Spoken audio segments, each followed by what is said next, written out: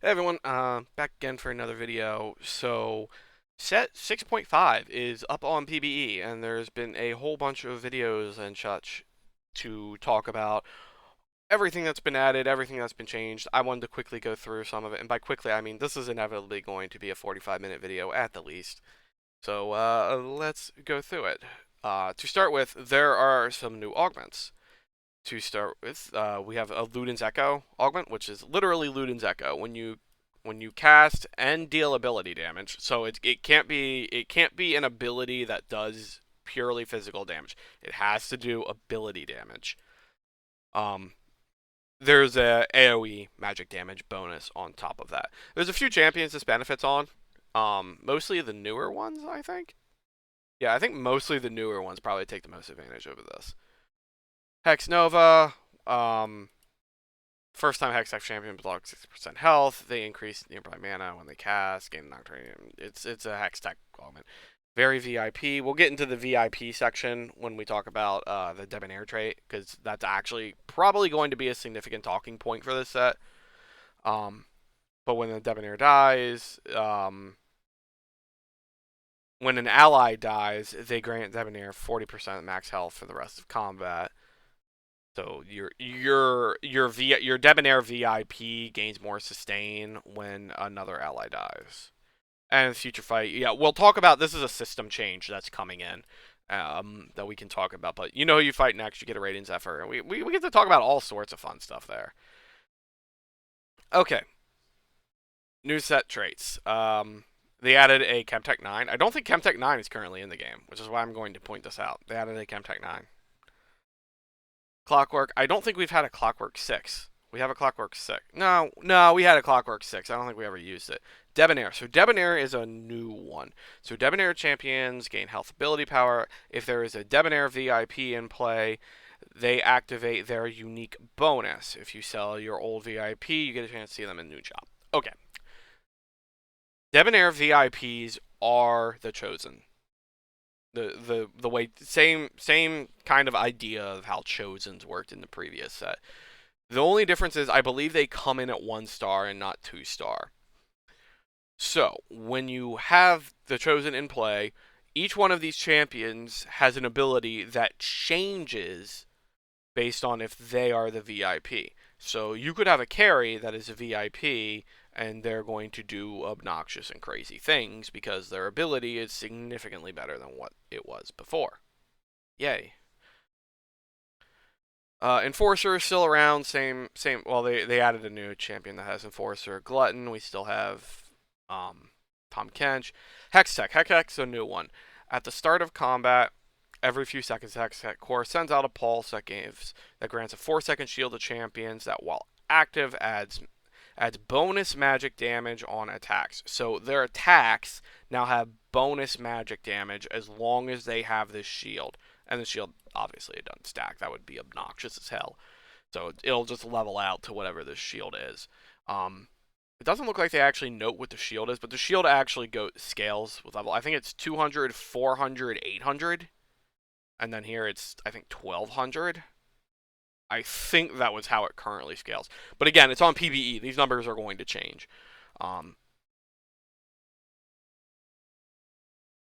The shield is insane. Can you imagine going up to 6 and having... let's assume that gets nerfed, because it's not going to be 800. A 600 shield every 4 seconds pop up. And then while it's popped up, you do bonus magic damage.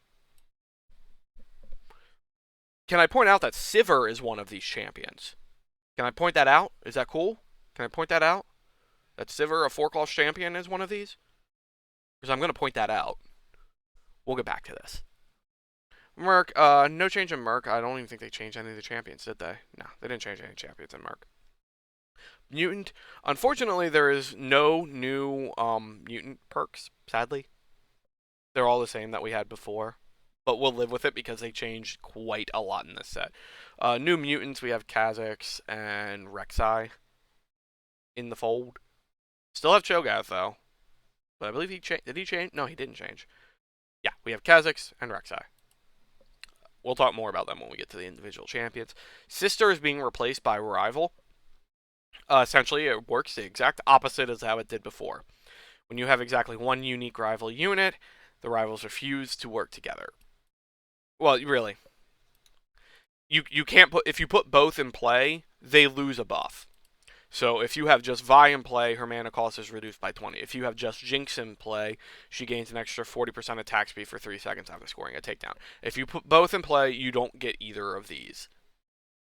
So it used to be you would play them both together because they actually synergize pretty well. It was pretty easy to fit Vi into a twin shot comp with Jinx where you had your carry as Urgot.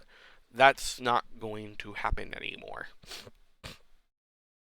Scrap is unchanged, but there are some changes here. Echo is now a scrap champion, along with the insanity. Well, no, he was always a scrap champion, but no, they added innovator to him. That's right. Yeah, we'll get to that. The new champion is Irelia, who's a 4 cost.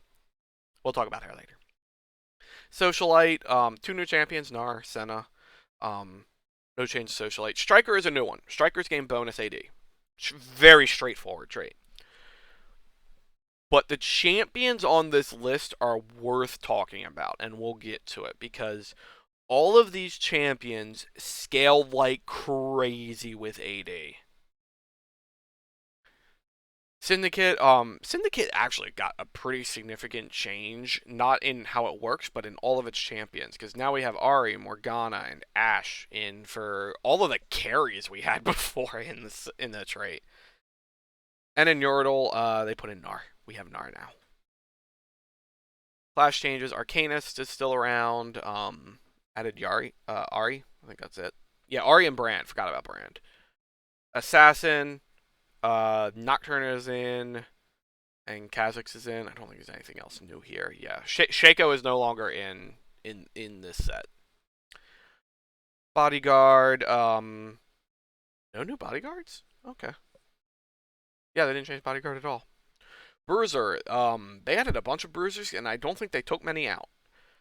So we now have Sejuani and Rexella in as bruisers. Yeah, they added those in, and I think the only one they took out was Mundo. I don't think they took out any other bruisers. I can't think of any. Yeah, I can't think of any. Challenger, so Challenger is an interesting one because the only 4-cost carry now in Challenger is Draven. There's no more Yonei, no more Fiora. But they added an additional. They also took out Samira and added in a 3-cost in Tryndamere. So they took out 3 champions, but only added in 2 in Challenger. But we'll talk about Draven because Draven's one of the premier carries of the set, and I get the feeling Tryndamere will probably be a pretty good 3-cost reroll carry in this set. Colossus, we now have Alistar. We now have Alistar. Enchanter, they got rid of Janna and have added in Senna and Morgana. The big thing here is that now your supporting units are 3-cost plus Orianna. You no longer are just like, we're going to play Janna and Orianna in every game. You now have to decide on Senna and Morgana to play, or even Lulu.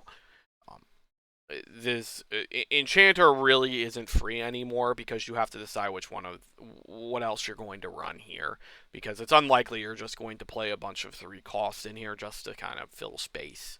I mean, you could, but it's going to be more dependent on what your comp is, whether or not you can or should.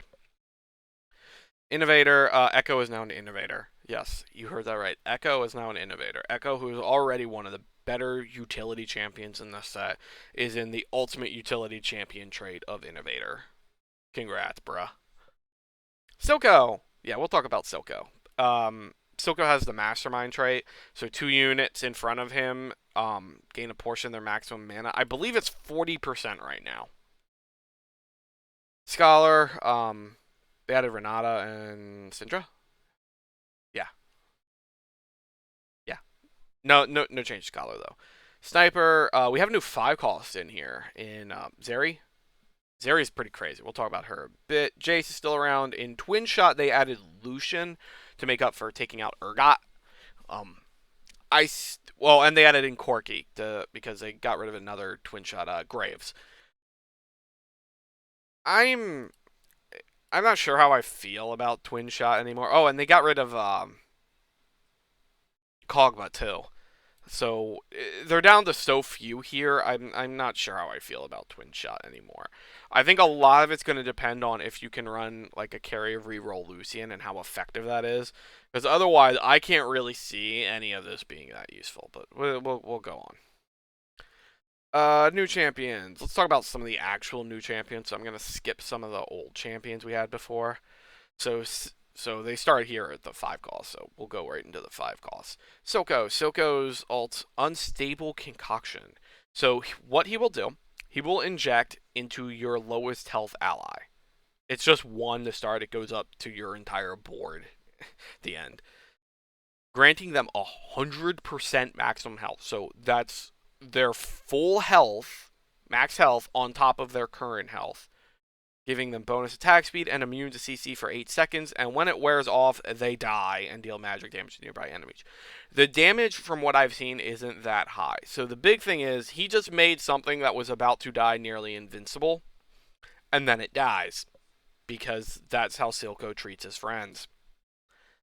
I'm curious how effective this is. I actually don't think he's going to be a great champion outside of the Mastermind trait. The Mastermind trait, built-in trait of Silco is probably what he's most useful for.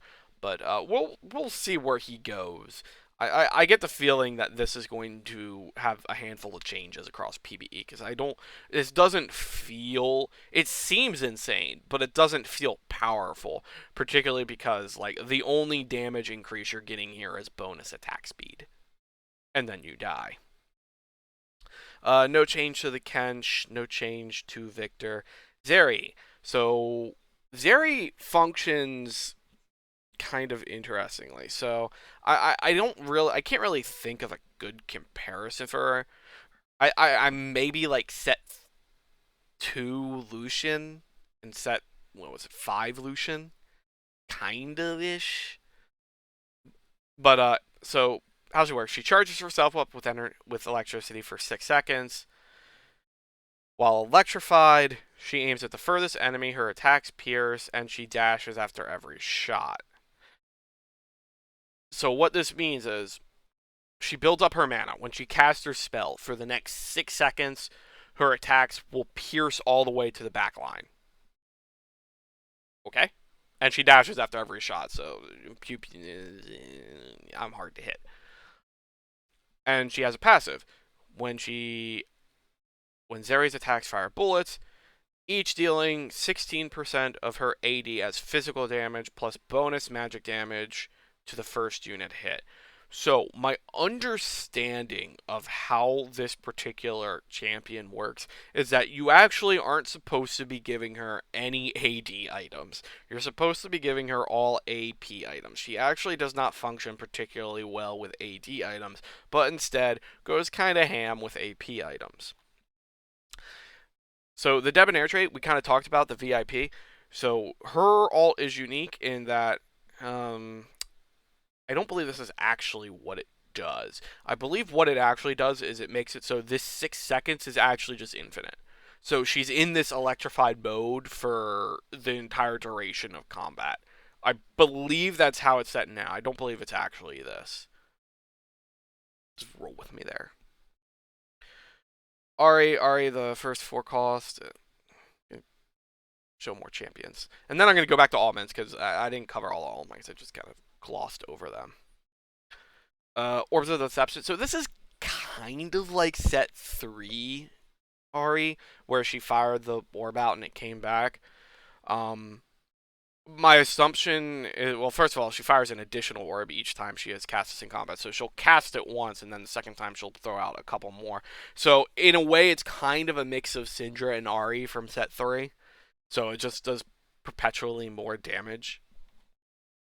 Seems okay. Seems like a pretty decent Arcanist carry.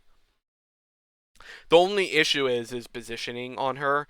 You're going to have to play her probably... There used to be a pretty optimal positioning for Ahri. We're probably going to go back to that if they kind of use the same style animation. Or that this ult's going to look a lot like Twisted Fate's ult for the past couple sets where it just kind of shoots out in 3 different directions equally while targeting 1 unit. So we'll see how this changes up. Alistar, so he charges through the enemy team, dealing magic damage, knocking them back, and stunning them. This stun is insanity.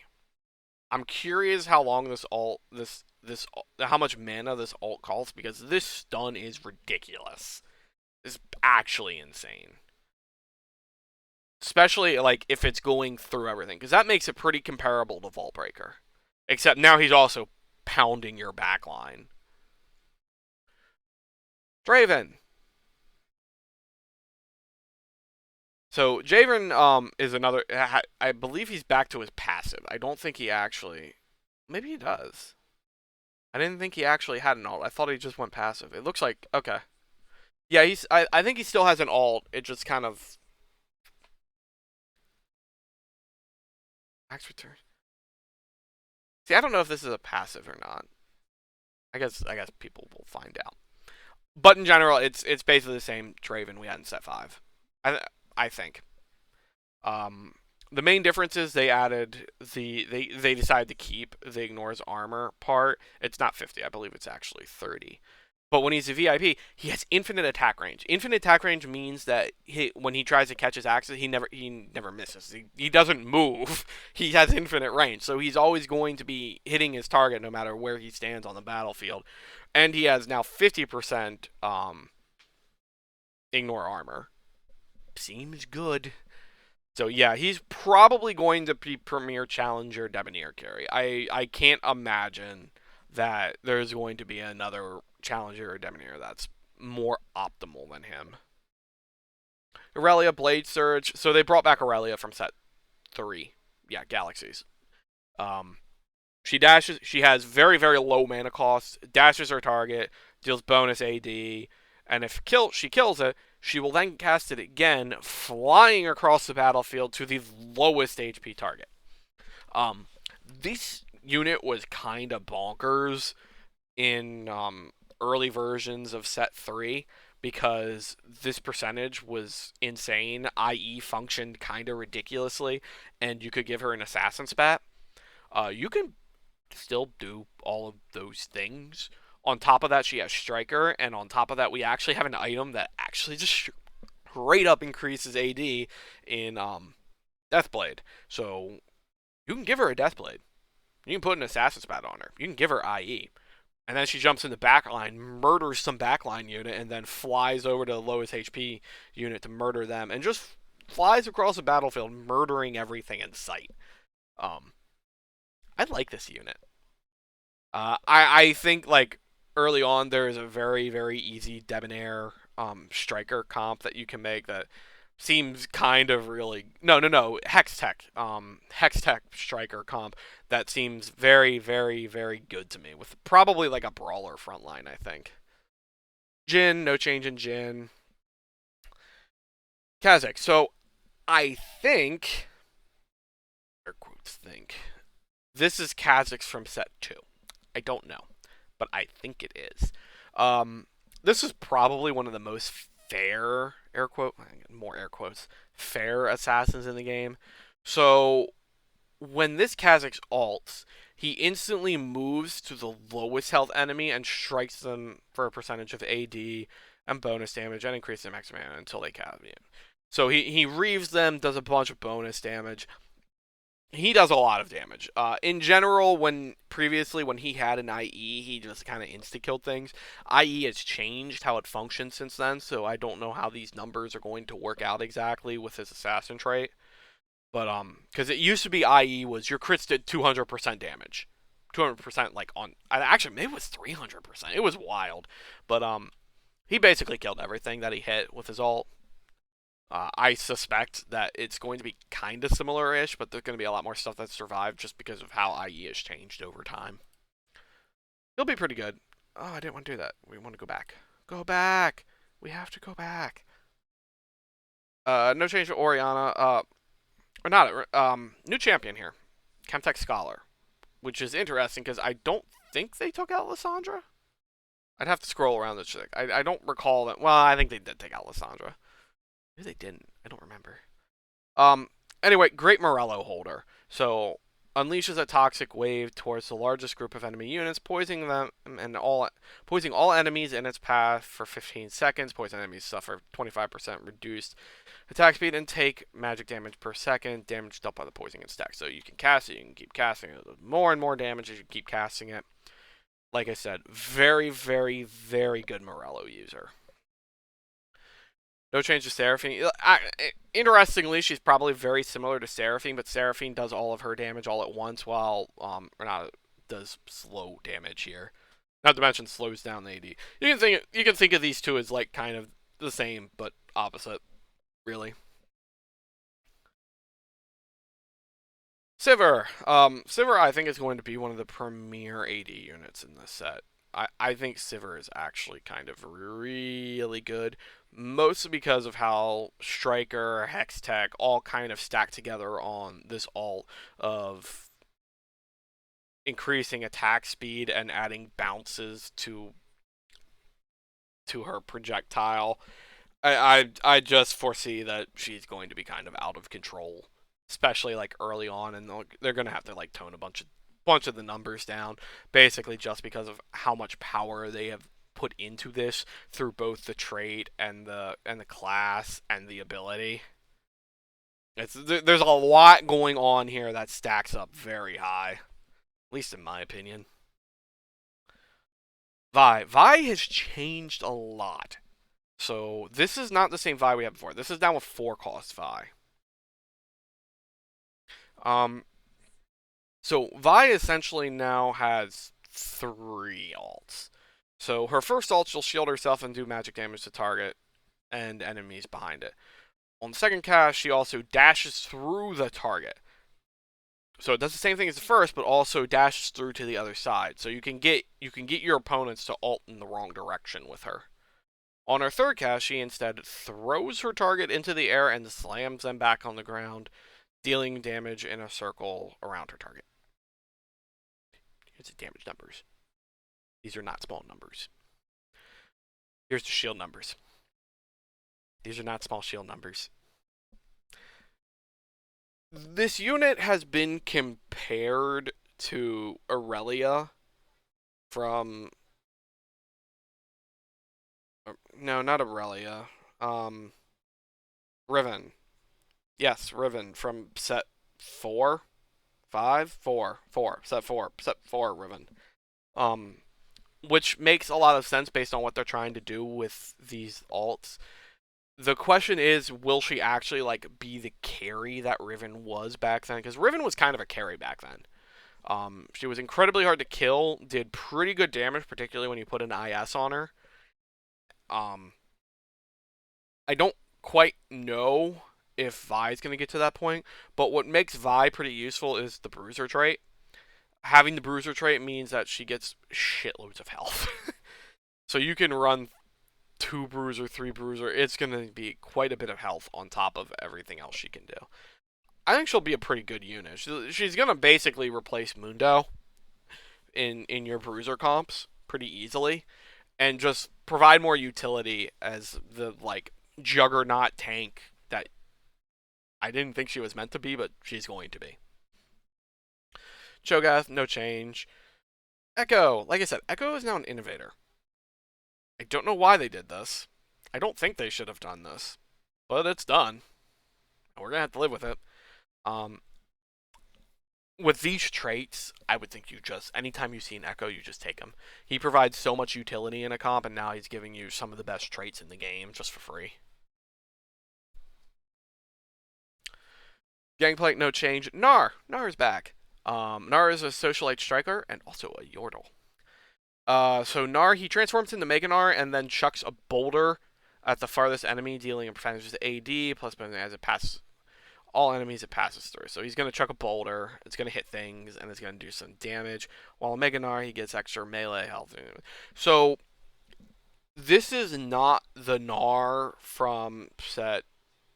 Is that in Galaxies he was in? I don't think it was Galaxies he was in. Maybe it was.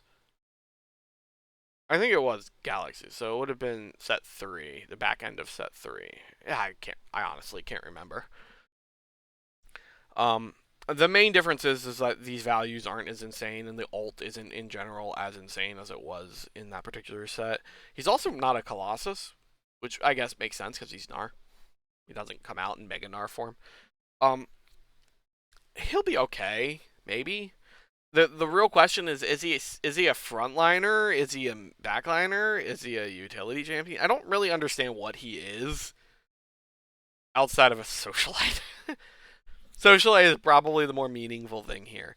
It's also worth noting that this bonus damage is based off AD, and he's a striker, so having more strikers means that this ult will do more damage. Leona, no change. Lucian, I believe this is set 3 Lucian, where he's going to ult and dash away.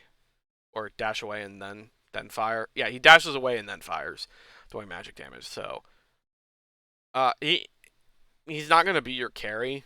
I don't think he's ever been a carry. Well, he's been like a mid game carry, just kind of an item holder while you move on to other champions because he's pretty hard to kill and can put out a decent bit of damage. But at the end game, he gets outclassed by nearly everything else in the game. No change in Malthazar, no change in Misfortune. Morgana is new. So Morgana is a frontline enchanter. That's the important part I want to get across about Morgana. She's a frontline enchanter because her ult will only shield herself. So Morgana grants a shield for 3 seconds and shackles herself to all enemies in a 2-hex radius. I think it's only 2 enemies within a 2-hex radius. I don't think it's all. She then deals magic damage per second to them as long as the shield holds. When the shield expires without being broken, all targets are stunned. If the shield is broken, she instead refunds herself 50 mana. So she'll get the casting. I think she has 120 mana, and she starts with 80, I think.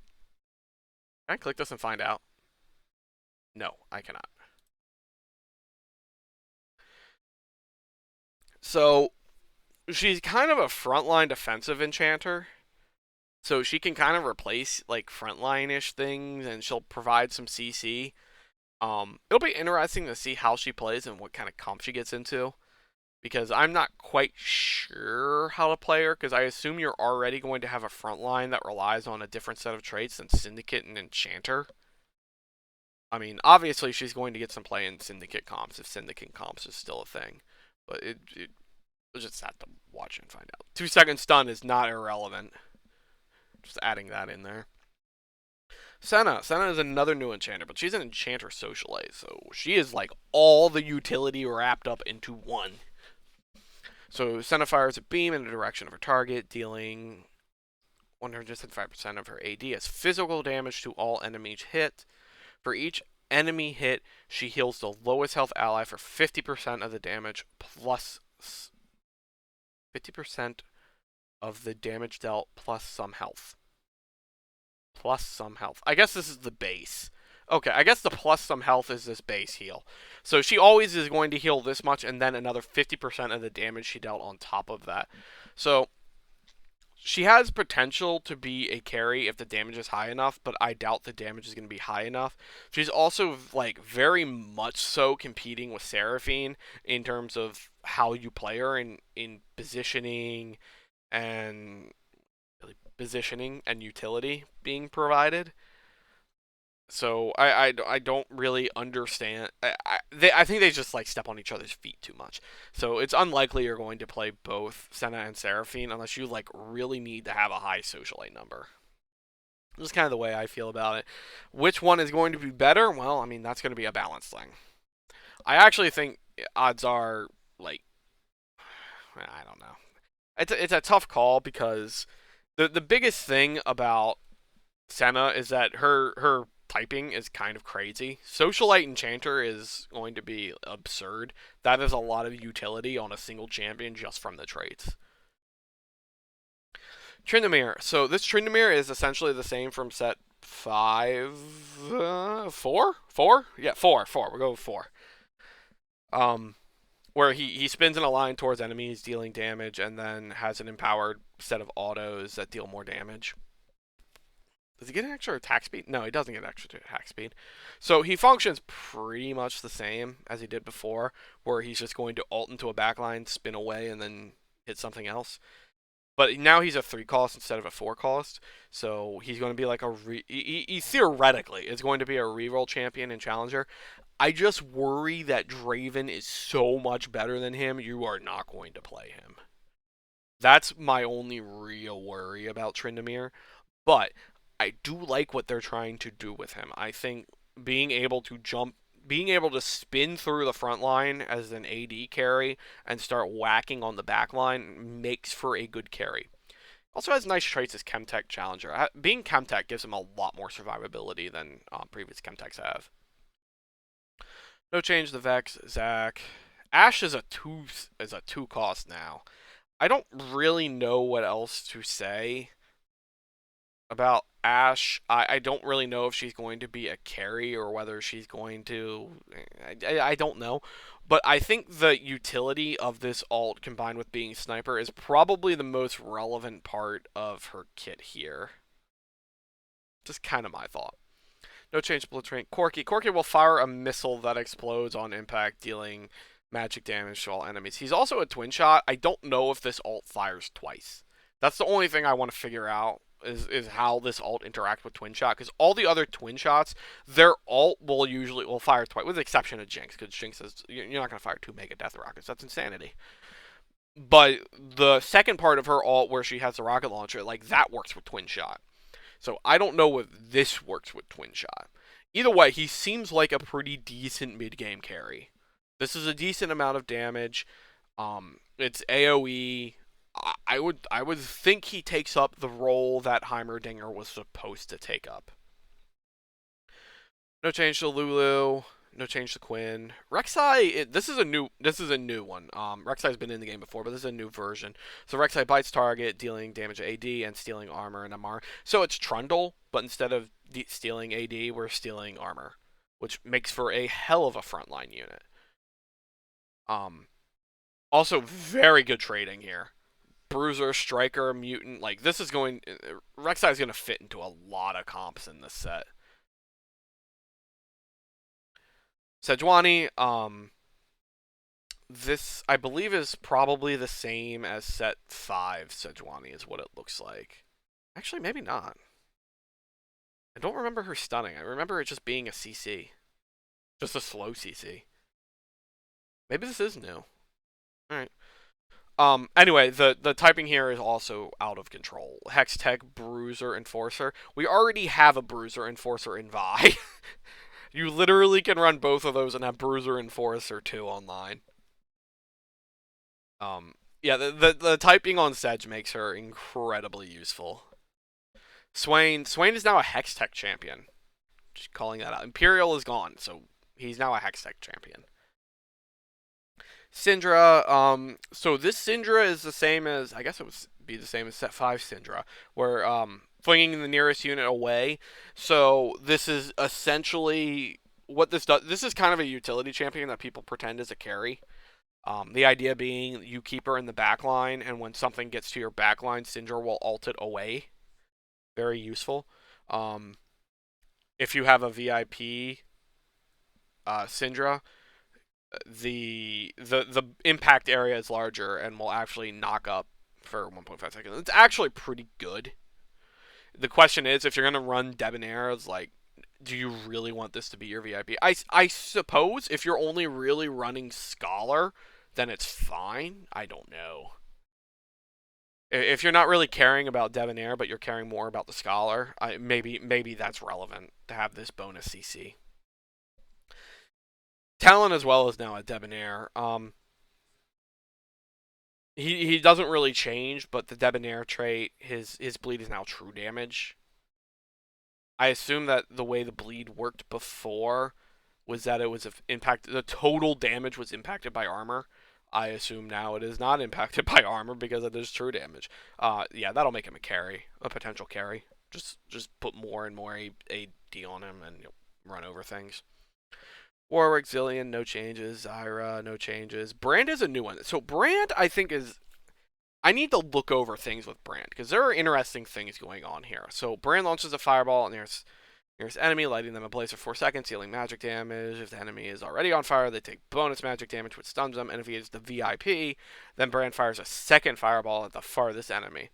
Why I need to look up Brand is to figure out whether Luden's Echo works on him. He has a very low mana cost. If this ability works with Luden's Echo, then this is a 1-star reroll comp you should play every time you get an early Luden's Echo. I hope it doesn't work like that, because that's insanity. And we had this issue with Nami? Yes, Nami. Nami with Luden's Echo was able to CC a significant amount of the board constantly and do tons of damage across the board. Hopefully this isn't like this, or if it is like that, it doesn't do as much damage, because that was kind of problematic. It was funny to watch, though. No change to Caitlyn, no change to Camille, no change to Darius, no change... No, something about Ezreal changed. No, I guess not. For some reason, I thought something about him changed. For some reason, I thought they changed his ult so that it doesn't stack attack speed anymore. It's just pure damage. But I guess not. No change to Lowy. Jarvan. This is the same Jarvan from... Yeah, I guess it's set 3 still. But he's a Hex-Tech striker, so he doesn't have the dump protector. He throws down the flag. Everything gets additional attack speed. It's actually a pretty good ult, especially on a 1 cost. It scales very well into the late game, but he as a unit does not scale very well into the late game. The difference is he's Hex-Tech striker, and you know what else is Hex-Tech striker? Irelia. You know what else is a good striker? Sivir. This is a good early fodder unit. So it's a unit that you could take early and somehow ends up in your comp in the late game. Kassadin. Kassadin has changed because we don't have Protector anymore. We now have Scholar, so he's going to be a Scholar now. I don't think he changes ult at all. I think he's probably going to be a pretty weak unit in general. Because without Protector, he doesn't seem to serve a purpose in any comp except for enabling Mutant. Nocturne, I can honestly not remember when we had this Nocturne before, but it's the one that fears a target for ever. Same unit. Serves as a decent early game carry actually, and then you can just drop the items on him because he doesn't scale well in the late game. No change to Poppy, no change to Shinj, no change to Twitch, no change to Ziggs. All right, I want to quickly go back. Actually, since I already highlighted over it. Item changes. Guardian Angel is gone. That's right. People can rejoice. They've gotten rid of Guardian Angel. So here's the deal with Guardian Angel. In my opinion, in an ideal world, they wouldn't have had to gotten rid of Guardian Angel. The problem with Guardian Angel is that there's too many champions that abuse Guardian Angel in very degenerate ways. There's 2 or 3 in the current set that abuse Guardian Angel in very degenerate ways. The most notable, I would say, is probably Yonei. So while Yonei is in GA state, if Yonei ults and then goes into GA state, the image clone that he creates will attack during the entire GA state.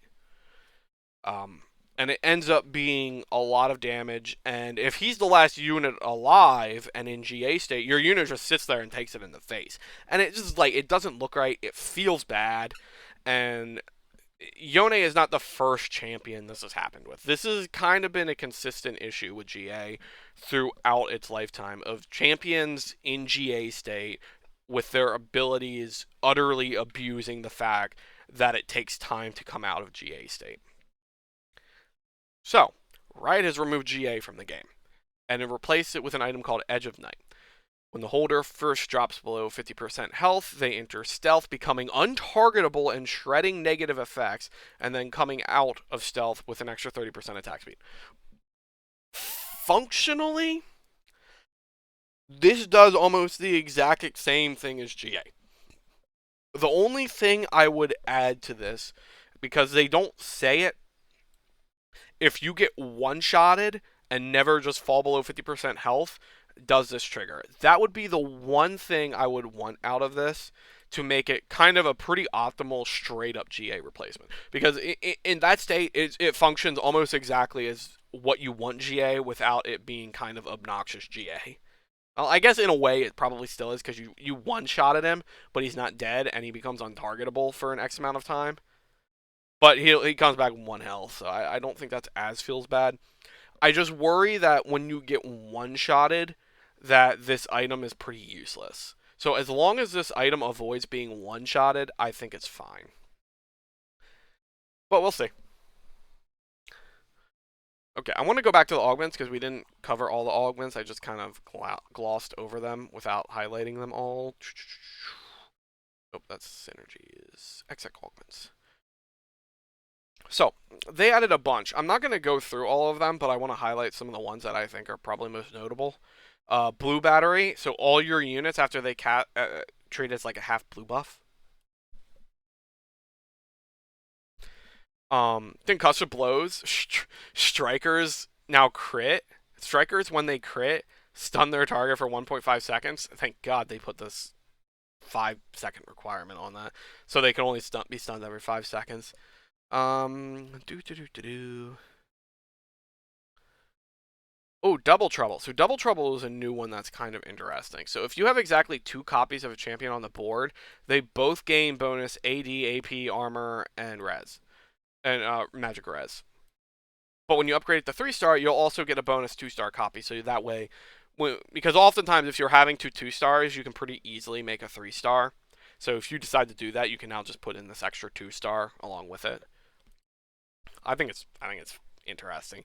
It kind of helps balance out some of the times you have a kind of an open spot in your comp and you don't really know what to fill it with. It can kind of happen a good bit when you go from 7 to 8 and you're just like, I don't know what to fill in. This can kind of prevent that. Free healthcare? I just thought that one was funny. It actually isn't that interesting.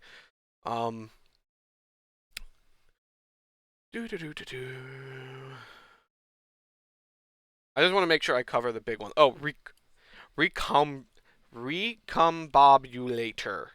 Recombobulator. Champions on your board permanently transform to random champions that cost 1 more and you gain 3 magnetic removers. Your board flips its head.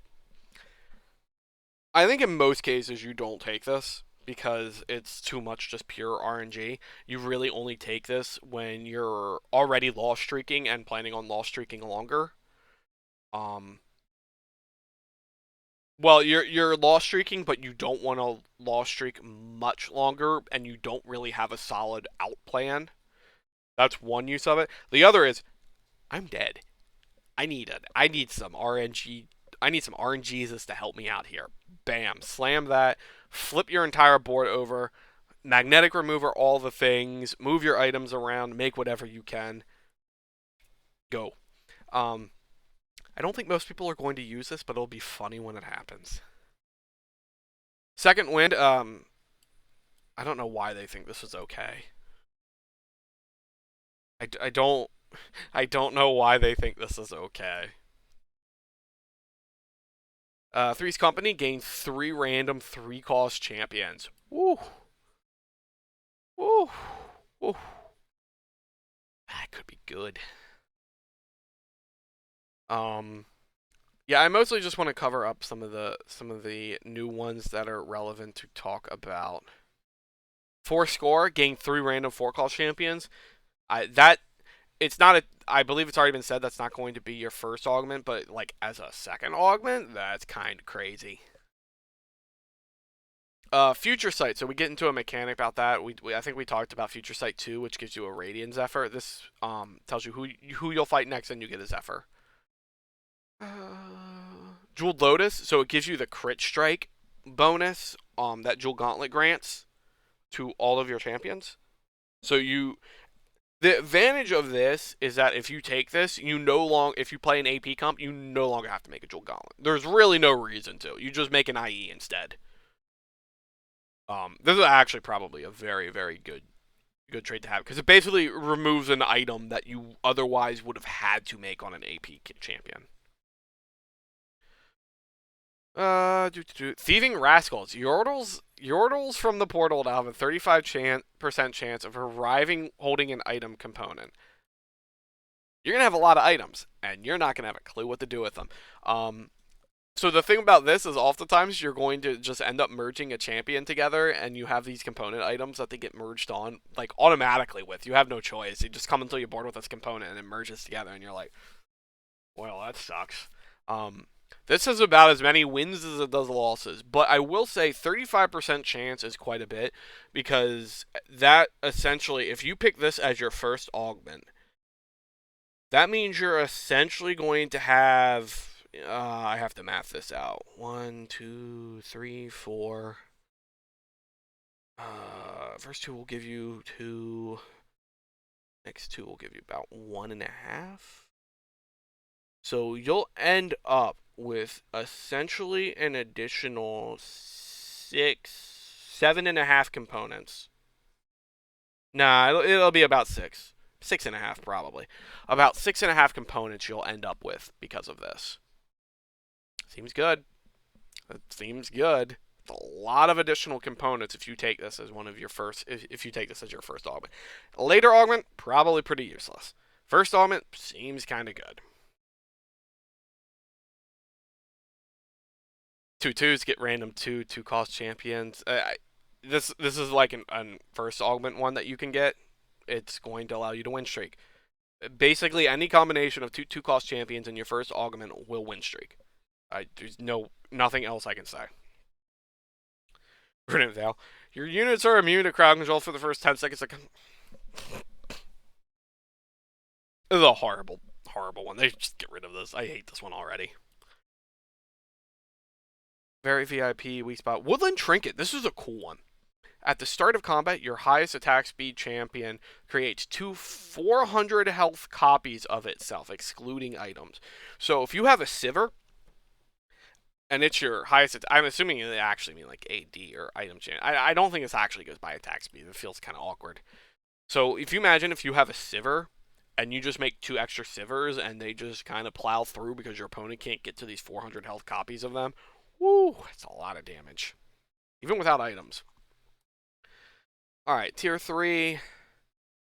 See if we can catch any unique ones. I don't think there are too many. 3 random 5-cost champions at high 5. Yeah, you're probably going to take that. I can't, there's probably going to be very few situations where you don't take that, because it's not uncommon for me personally when I get to the last part of the game and I haven't found a single 5-cost, and now I have 3. Feels good. Radiant Relics. You get an armory where you get to choose a Radiant item. Oh yeah, they brought back Radiant items, and you can pick from any. You get to pick one. You just get to take one, and it's gonna be awesome. I'm curious if this is one that you can get in the early game, because it seems kind of insane. I would think it would have to wait till the mid game before you can take this one. But at the same time, I wouldn't want to take it in the late game, because I've probably already made all the items I wanted to make at that point, and getting a Radiant item probably won't be great then. But you never know. You might actually get something that's useful. Golden Egg. So my understanding of Golden Egg is you take this augment and nothing happens. You get this egg that sits on your bench. I believe now they actually nerfed it and it's now 7 turns. But if this egg hatches, you essentially win the game. My understanding is the shit that's in this egg is off the hook. Like, absolutely absurd what's in this egg. But I don't know what's in the egg. They haven't revealed all the stuff that could be in the egg. But I imagine it is off Tahiti.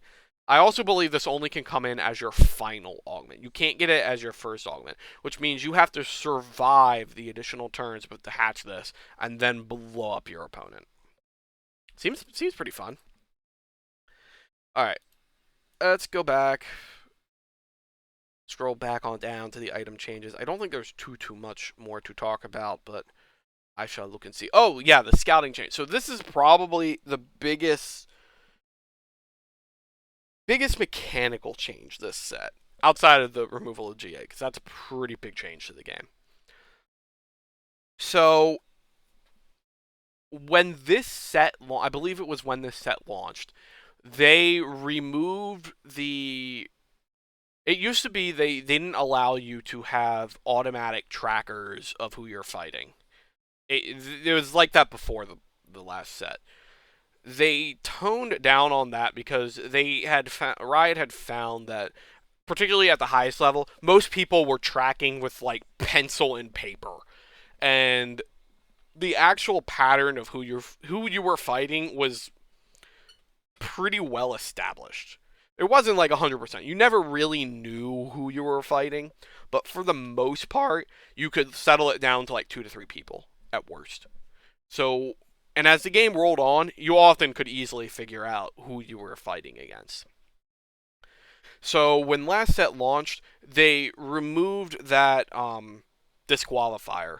So you could have background API programs that would track who you had been fighting and who you were most likely to fight in the next round.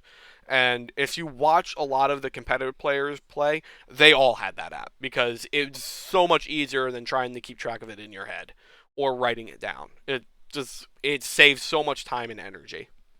I didn't do it because I like doing it in my head, and I'm kind of a casual and not like a complete freak and optimizer. But now what they've done is they've added that into this set.